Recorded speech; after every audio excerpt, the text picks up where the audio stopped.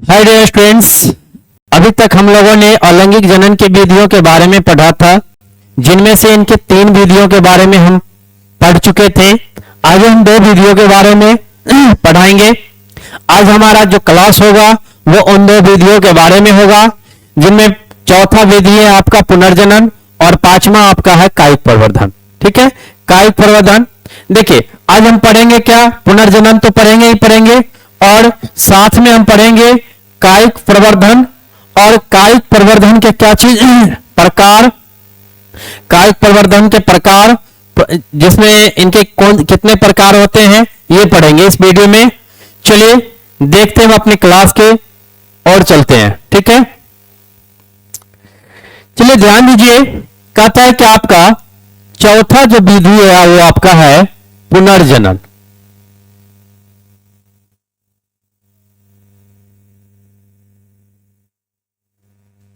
पुनर्जनन, पुनर्जनन, पुनर्जनन का मतलब होता है, पुनर्जनन का दूसरा नाम होता है पुनरुद्भवन। ठीक है, पुनर्जनन का मतलब होता है फिर से वो अंग क्या करना, प्राप्त करना। फिर से वह अंग क्या करना, प्राप्त करना। वह जैविक प्रक्रिया, वह जैविक प्रक्रिया जिसमें कोई जीव अपने जो है कोई जीव जो है अपने खोए हुए अंग, खोए हुए अंग या क्षतिग्रस्त अंग, क्षतिग्रस्त अंग या उत्तक पुनः क्या करते हैं, प्राप्त करते हैं। उन्हें हम क्या कहते हैं, पुनर्जनन कहते हैं। जैसे कि आपका कंडीशन आप जानते हैं कि छिपकली, छिपकली का अगर कोई सा भी अंग अगर कट जाता है, जैसे उनकी जो है पूंछ, छिपकली की अगर पूंछ कट जाती है तो उनका देखिएगा कि वो दोबारा जो है फिर से जो है पूंछ क्या आ जाती है, आ जाती है। तो यही इसका क्या होता है, पुनर्जनन होता है। क्लियर है। बस इसी कंडीशन से जिसमें अंग जो है पुनः क्या करना, प्राप्त करता। जैसे कि आप जानते हैं मानव, मानव का नाखून होता है, कटने के बाद फिर से दोबारा आ जाता है। बाल होता है जो कटने के बाद फिर से क्या करता है, दोबारा आ जाता है। तो जो अंग कटने के बाद दोबारा क्या करता है, आ जाता है, या जो अंग में क्षतिग्रस्त हो गई हो वो पुनः दोबारा आ जाती है, उन्हीं को हम क्या कहते हैं, पुनर्जनन कहते हैं। उनको हम क्या कहते हैं, पुनर्जनन कहते हैं। हम इस तरीके से लिख सकते हैं कि वह जैविक, वह जैविक प्रक्रिया, जैविक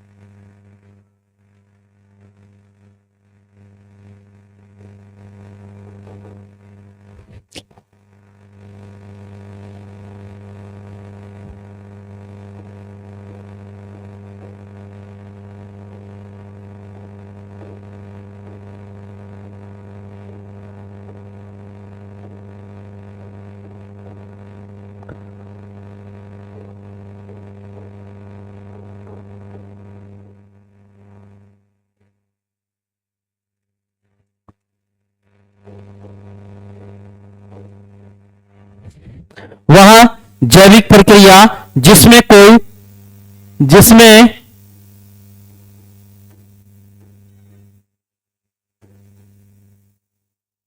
कोई, जिसमें कोई जीव, कोई क्या जीव अपने, अपने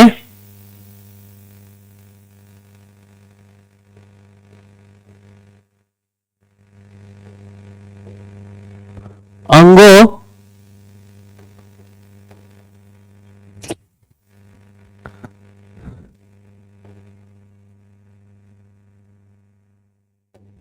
एक काम करते हैं,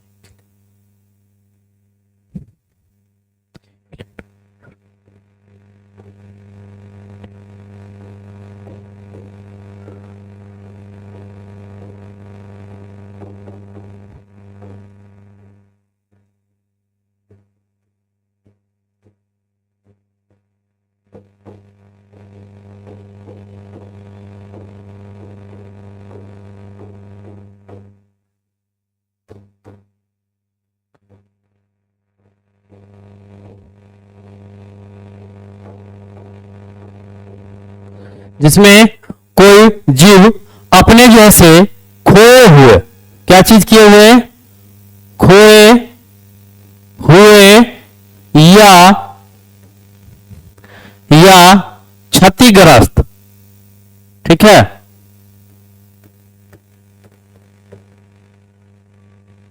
या क्षतिग्रस्त अंग उत्तक को पुनः क्या किया जाता है, प्राप्त किया जाता है, प्राप्त किया जाता है, उसे हम क्या कहते हैं बाबू,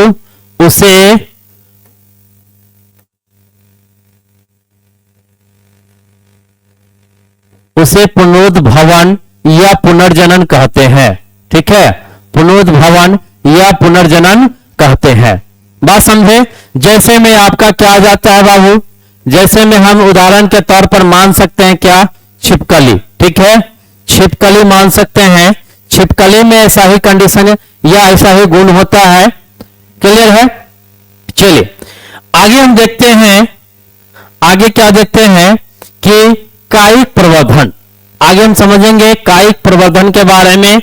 यह हमारा क्या है, पांचवा है, पांचवा विधि कौन सा है, कायिक प्रवर्धन, कायिक प्रवर्धन, ठीक है, कौन सा है, कायिक प्रवर्धन है, क्लियर है। अब देखिए कायिक प्रवर्धन के बारे में हम क्या करते हैं, समझते हैं, कायिक प्रवर्धन के बारे में समझते हैं कि कायिक प्रवर्धन क्या है। कायिक प्रवर्धन कहता है कि यह पौधों में होने वाली एक अलैंगिक जनन है, यह पौधों में होने वाली क्या है, एक अलैंगिक जनन है, या इस तरीके से बोल सकते हैं कि पौधों में अलैंगिक जैसे जनन की क्रियाएं हैं, कि एक क्या है, क्रिया है या प्रक्रिया है, इस तरीके से बोल सकते हैं। तो इतना समझिए कि पौधों में होने वाली यह एक अलैंगिक जनन है, जिसमें पौधे के पत्तियों, जड़, तना, पत्तियों, जड़, तना जैसे कायिक भागों में, कायिक भागों से नया पौधा क्या करता है, निकल आता है, नया पौधा क्या कराता है, निकल आता है, या नया पौधा बनता है, या नया पौधा क्या होता है, उत्पन्न होता है, जो आनुवांशिक रूप से क्या होते हैं, समान होते हैं, जो आनुवांशिक रूप से समान होते हैं, उन्हें हम क्या कहते हैं, कायिक प्रवर्धन कहते हैं। क्या कहते हैं, कायिक प्रवर्धन कहते हैं। एक में और समझेंगे कायिक प्रवर्धन का डेफिनेशन।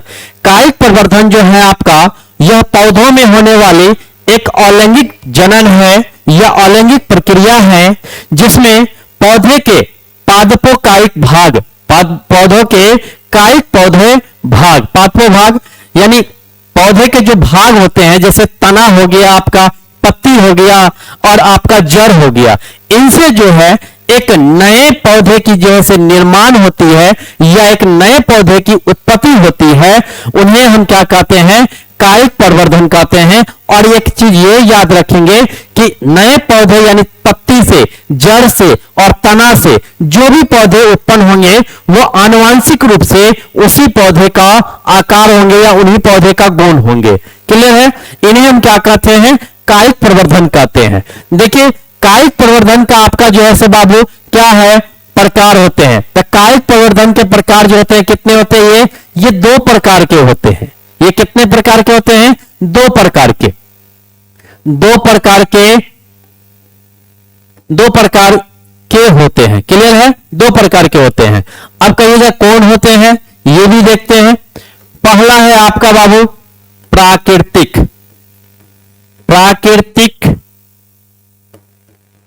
कायिक प्रवर्धन, ठीक है। दूसरा आपका क्या है, कृत्रिम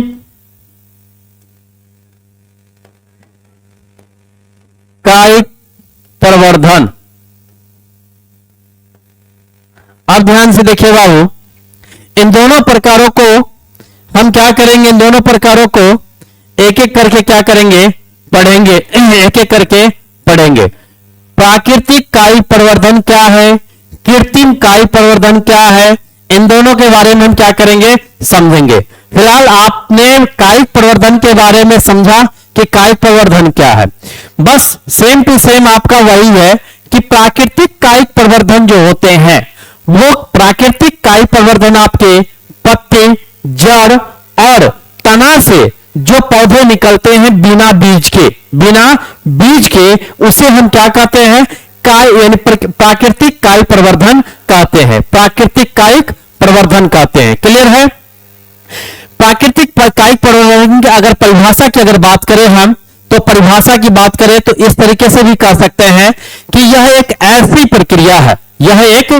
प्रक्रिया है जिसमें पौधे के जड़ तना या पत्ती जैसे कायिक भागों से नए पौधे की जो है क्या होती है, उत्पन्न की जाती है। नए पौधे की क्या की जाती है, उत्पन्न की जाती है। और ये नया पौधा जो होगा वो आनुवंशिक रूप से क्या होंगे, एक दूसरे के समान होंगे।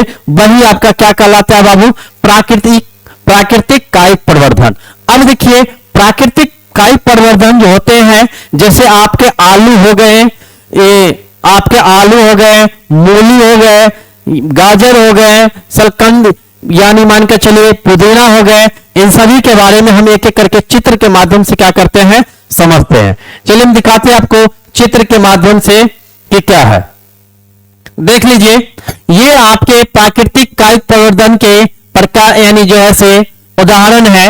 इनमें एक सरकंड है, ये सरकंड, ये देखिए इनमें जो है से जड़ें क्या होती है, उत्पन्न होती है। ये क्या है, जड़ है, और ये जड़ के माध्यम से क्या होता है, उत्पन्न किया जाता है। बस सेम कंडीशन आपका एक आगे आलू है। ये आलू जो है से कंद के माध्यम से होता है, आलू के कंद के माध्यम से होते हैं। आलू को काट करके उनको जो है से मान के चलिए अलग अलग भाग करके उनको पेड़ यानी मट्टी के अंदर दबा करके रखा जाता है, और इसी से कंद से यहां इस कंद से जो है से क्या होती है, एक वृक्ष निकल पाती है।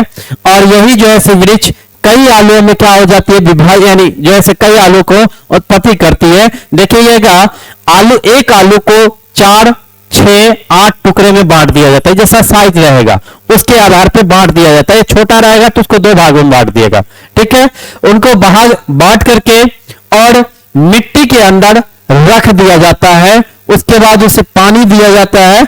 उसके बाद जो है उसमें से धीरे धीरे ये जो है धीरे धीरे जो है छोटा छोटा सा एक पौधा आकार का जो है कंद के माध्यम से क्या करता है, निकलता है, ठीक है, निकलता है। और ये बड़ा होकर के आलू जो है बड़ा होकर के एक छोटा सा आलू से 5, 6, 7, 8, 10 आलू क्या हो जाते हैं, उत्पन्न हो जाते हैं। तो ये कंद के माध्यम से, और इसी में ये इन्हीं के जड़ में सभी आलू होते हैं, ठीक है, इन्हीं के। तो ये है आपके आलूओं का आंख भी होता है आलूओं में। तो ये आपके जो है क्या है, आंख है। अगला देखिए, जैसे कि अगला देखें तो ये आपका देख रहे हैं ये क्या चीज का फिगर है। ये आपका फिगर जो है वो है आपका, ये है केला का, और ये है आपका क्या, अदरक का। ये प्रकंद के माध्यम से होता है, ये प्रकंद के माध्यम से होता है। इनमें भी जैसे आपका कंद जैसे प्रकंद के माध्यम से होता है, इनमें भी जैसे जड़ें जो है उत्पन्न होती है। और ये इनके जैसे जिस तरीके से हम केला का क्या होता है, एक छोटा सा भाग हम क्या करते हैं, लगाते हैं, है ना, छोटा सा भाग लगाते हैं। बस उसी तरीके से अदरक का भी लगाते हैं। आगे कंडीशन आपका कहा जा रहा है प्याज, ठीक है, ये सलकंद के माध्यम से होता है। और ये आपका अरवी जो है वह घनकंड के माध्यम से होता है। आगे आपका क्या कहलाता है, जैसे कि उपरी भूस्त्री, दूबी या घास। दूबी या घास जानते हैं कि दूबी को आप तोड़ करके भी अगर आप लगा देते हैं तो दूबी क्या हो जाता है, आपका लग जाता है। दूबी को अगर आप तोड़ के भी लगाते हैं तो दूबी क्या हो जाता है, लग जाता है ना। जैसे कि आप धान देखते होइएगा, धान का जो बीज रोपा जाता है तो छोटे छोटे पौधे को क्या होता है कि जड़ के माध्यम से जड़ लाते हैं, और जड़ के माध्यम से जो है बड़े पौधे यानी धान में रूप में परिवर्तित होते हैं ना, धान से उनसे निकलते हैं। बस उसी तरीके से दूबी का भी होता है, जो नीचे से कटिंग कर दिया जाता है और फिर से क्या कर दे, लगा दे, तो वो जैसे बढ़ जाती है। आगे आपका कहता है क्या, पुदीना, पुदीना जानते हैं अंतर भूस्तरीय से होता है। पुदीना का पेड़ जो है देखिएगा, ये आप जब इसको लगाइएगा तो इसमें जो है से कई पुदीना जो है से एक ही स्थान से घना बन करके जैसे क्या करती है, निकलती है। इसमें भी जो है से लगाने की प्रक्रिया जो है वो जो है से कटिंग करके क्या किया जाता है, इसको लगाया जाता है। स्ट्रॉबेरी का भी उसी कंडीशन से होता है। क्लियर है। आप गन्ना का भी देखते हुएगा, गन्ना का जो भी खेती अगर करते हैं तो गन्ना की खेती करते समय गन्ना का जो है से भूस्थापित यानी जो है से उसका जो है से छोटा सा जो है से बीज, छोटा सा कम जो है से उसका लेकर के क्या किया जाता है, रोपा जाता है। तना के माध्यम से ये क्या होता है। क्लियर है। जलकुंभी भी आप देखते होगा, जलकुंभी जो जल में उत्पत्ति होती है उसी तरीके से, जिस तरीके से ईख का खेती किया जाता है उसी तरीके से जलकुंभी भी उत्पन्न होती है। आपका ये कंडीशन है बाबू। उसके बाद इसमें एक देखिए, एक है पर्ण द्वारा कायिक प्रवर्धन कैसे होता है। आप जानते हैं कि पत्ती के द्वारा कायिक प्रवर्धन कैसे होता है। तो ये देखिए पत्ती के साइड जो है, ये पत्तियों के किनारों पर जो होती है पर्ण कलिकाएं होती है, और इन्हीं कलिकाओं के माध्यम से ये पर्ण कलिकाएं, ये साइड में पर्ण कलिकाएं होती है, और इन्हीं कलिकाओं के माध्यम से नए पौधे की क्या होती है, उत्पत्ति होती है, यहीं से। समझे। आगे देखिए, आप जानते हैं बिगोनिया, बिगोनिया पत्तियों के पर्ण जो है वृंत तथा पर्ण सिराओं पर पर्ण कलिकाएं के माध्यम से होती है। ये पुष्प जो है से पुष्प द्वारा कायिक प्रवर्धन जो है पुष्प रूपांतरित होकर के पत्र कलिकाएं बनाता है। इनके पुष्प जो है ये पुष्प के माध्यम से, फूलों के माध्यम से ये जो है से उत्पन्न होते हैं, कलिकाएं बनते हैं जिससे संतति उत्पन्न होती है। एक छोटे से कलिका बनती है, वही कलिका बड़ा होकर के एक संतति का क्या होता है, निर्माण होता है। क्लियर है। आगे आगे आपका कृत्रिम कायिक प्रवर्धन। कृत्रिम कायिक प्रवर्धन कहा जाता है क्या आपका, कि कृत्रिम कायिक प्रवर्धन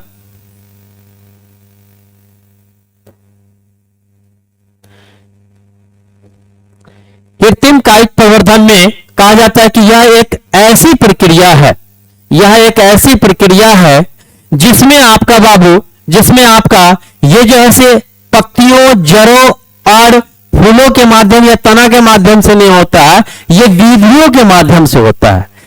कृत्रिम कायिक प्रवर्धन जो है से विधियों के माध्यम से होता है, मतलब कि इनकी फलों को यानी इनकी पेड़ों को लगाने के लिए हम विधि के माध्यम का उपयोग करते हैं। विधि द्वारा क्या करते हैं, ठीक है।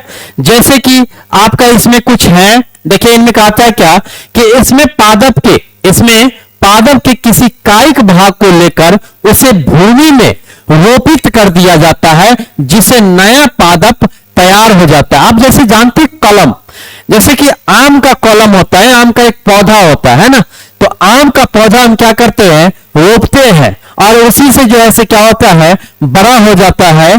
तो वही जो है आपका कृत्रिम कायिक प्रवर्धन के द्वारा होता है। जो मान के चले, देखिए प्राकृतिक क्या होता है, जो प्रकृति के द्वारा जो है उत्पन्न किया जाता है, जैसे कि पत्तियों के द्वारा उत्पन्न किया जाता है, जड़ों के द्वारा, तनों के द्वारा उत्पन्न किया जाता है। और यहां क्या है कि ये तैयार हुआ है, छोटा सा उसे रोप दीजिए, वो बड़ा सा क्या हो जाता है, हो जाता है। इनके विधि जो होते हैं, किस माध्यम से कैसे रोपा जाता है, इसका रोपण विधि है, जिसमें कॉलम जो है हम क्या करते हैं, कॉलम को लगाते हैं, कॉलम को रोपते हैं, है ना। इसमें आपका जो है स्तंभ कतरन की जैसे कर्तन के द्वारा होता है। इस विधि में पौधे के स्तंभ या किसी टहनी के छोटे टुकड़े को काटकर जमीन में क्या कर दिया जाता है, रोप दिया जाता है। आप जैसे जानते हैं अड़हुल का फूल को अगर, या गुलाब के फूल को अगर देखें तो गुलाब के फूलों को, टहनी को क्या करते हैं, काट देते हैं, और काटने के बाद उसमें हार्मोन उत्पन्न हो, इसलिए हार्मोन उत्पन्न होने के लिए उसमें आप कोई सा भी खाद्य सामग्री उसके सिरे पर क्या करते हैं, लगा देते हैं, और उसे जमीन में हम क्या करते हैं, रोप देते हैं। और रोपने के बाद जो है उनमें कुछ दिनों के बाद धीरे धीरे जैसे उनमें जैसे कलियां क्या होती है, बनने लगती है, और पत्तियां जो है निकलने लगती है, और वो बड़ा होकर के फूल जो है क्या करते हैं, देते हैं। बस इसी कंडीशन से आपका जैसे अड़हुल का फूल हो गया, या आपका ये गुलाब का फूल हो गया, बस टहनियों को काट करके लगाया जाता है, ये वही कंडीशन है। क्लियर है? अब इसमें देखिए, टहनी के उस छोटे टुकड़े को हार्मोन में रखने से मूल निर्माण की प्रक्रिया तेजी से होती है। जैसे कि देखिए, हार्मोन रखने से, हार्मोन क्या होता है ना कि जैसे हम लोग ओरेल के फूल में हम लोग कोई खाद नहीं मिलाते तो क्या करते हैं, गाय का गोबर उस पर जो है लेप देते हैं, क्योंकि गाय के गोबर में ज्यादा जो है हार्मोन उत्पन्न होती है, तो उसके माध्यम से जो है ग्रोथ करती है तेजी से। आप नहीं भी लगाइएगा फिर भी वो ग्रोथ करेगा, लेकिन वो आपका धीमी गति से करेगा। लेकिन जैसे ही अगर उस पर खाद सामग्री अगर रख दीजिएगा तो उसमें तेजी वृद्धि से जो है क्या करती है, वृद्धि करती है, तेजी से क्या करती है, वृद्धि करती है। आगे जैसे कि यानी जो है बोगोनिया का हो गया, चमेली का हो गया, अंगूर का हो गया, है ना, गन्ना हो गया, ये सभी जो है आपका कृत्रिम कायिक प्रवर्धन है, इन सभी को रोपा जाता है इनके टहनियों को काट करके। मूल कर्तन कहता है क्या, इस विधि में किसी पादप की जड़ को भूमि में ऊर्ध्व स्थिति में भूमि में रोप दिया जाता है। ऊर्ध्व मतलब कि ऊपर की ओर, है ना, जिससे कलिकाएं क्या होती है, जड़ें निकलकर नए पादप का निर्माण किया जाता है। नए पादप का ये विधि बता रही है कि किस तरीके से हम रोपते हैं और कैसे जो है हमारा क्या होता है, निकल आता है। जैसे कि आप एक चीज देख लीजिए,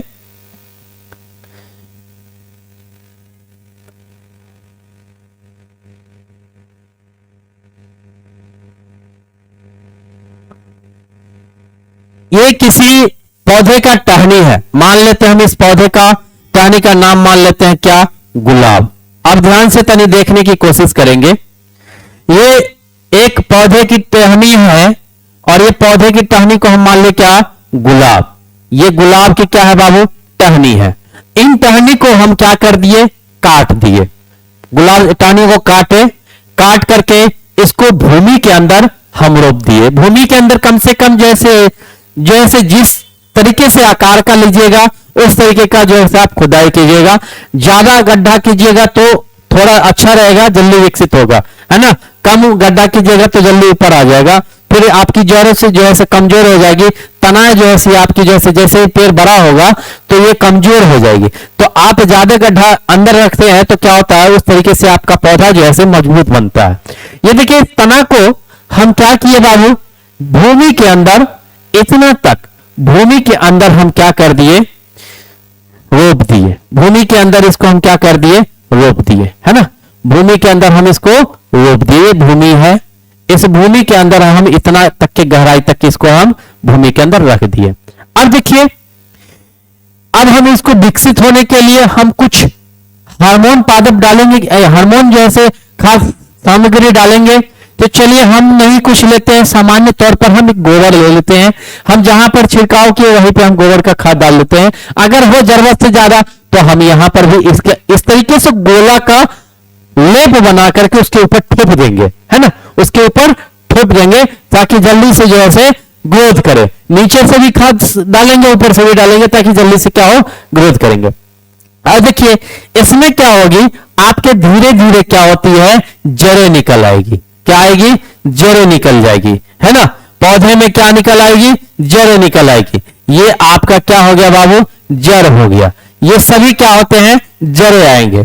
अब जड़ें आने के बाद धीरे धीरे क्या होंगे, आपके जड़ें आने के बाद जो है धीरे धीरे धीरे धीरे आपकी जो है पत्तियां आएगी। पत्तियां आएगी ना, तो टहनियां जो है पहले टहनियां बड़ी होगी। टहनियां बड़ी होने के बाद धीरे धीरे आपका क्या आएंगे, पत्तियां आएंगे, है ना।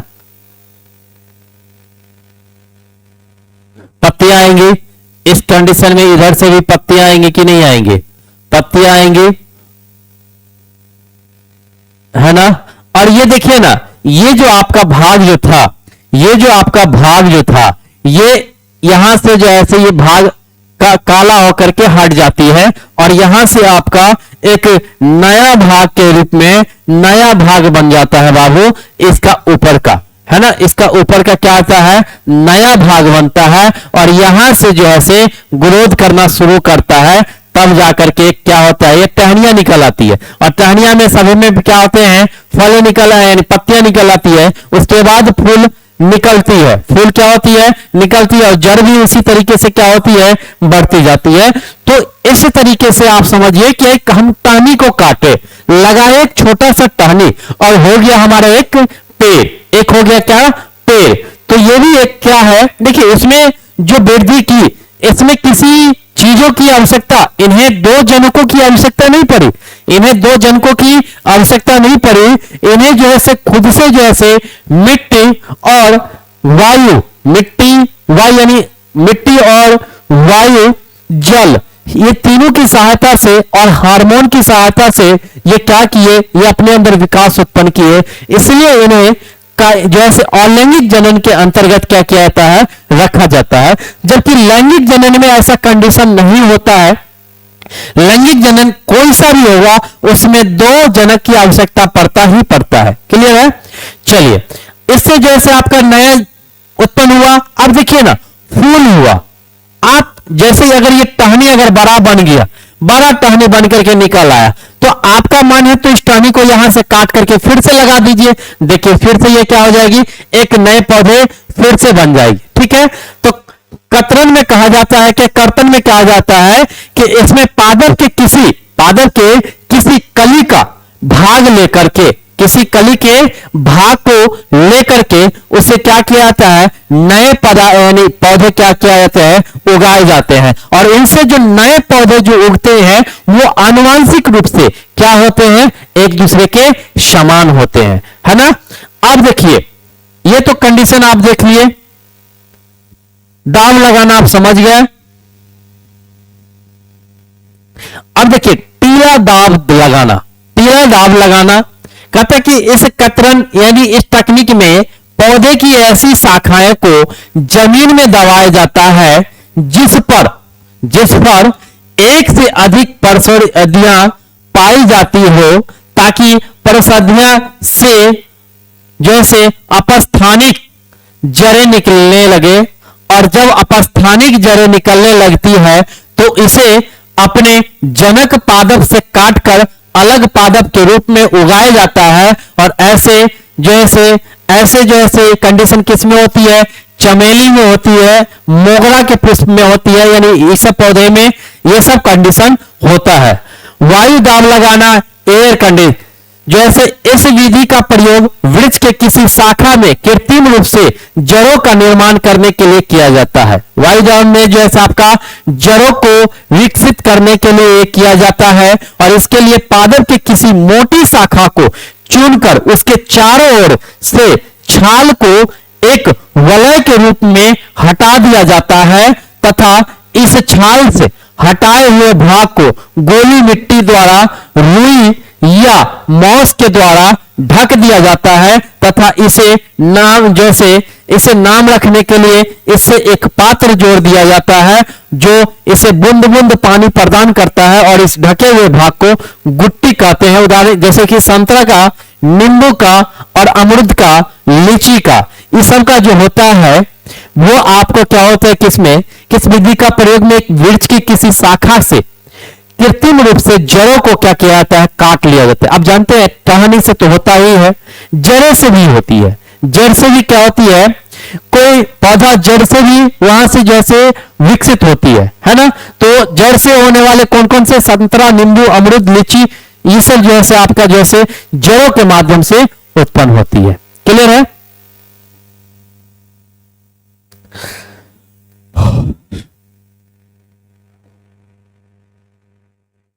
रोपण विधि जानते हैं। इस विधि में दो अलग अलग पादपों के हिस्सों को जोड़कर उत्तम किस्म वाला पादप तैयार किया जाता है। इसे कलम लगाना भी कहा जाता है। जैसे कि हमने आप लोगों को बताया था कि आम के पौधों को यानी कलम के रूप में एक छोटा सा पौधा रहता है, कलम के रूप में रहता है, उससे क्या कर दिया जाता है, रोप दिया जाता है ना, रोप दिया जाता है। फिर उनको वही जैसे विकसित होकर के एक विशाल वृक्ष बन जाता है ना। और कुछ समय के बाद जो है आपका वो जो है सो फल देने लगती है। क्लियर है? चलिए आगे देखते हैं। रोपण में आपका दो कंडीशन से होता है, एक जीहा रोपण होता है, एक फच्चर रोपण होता है। अब जीहा रोपण में क्या है देखते हैं। इसमें स्कंद जो है, स्कंद तथा कॉलम, जिस कॉलम से हम लगाते हैं को तिरछा 45 डिग्री के कोण पर काटा जाता है और उनके मध्य में एक चीरा लगा देते हैं ताकि यह एक दूसरे से फिट हो जाए।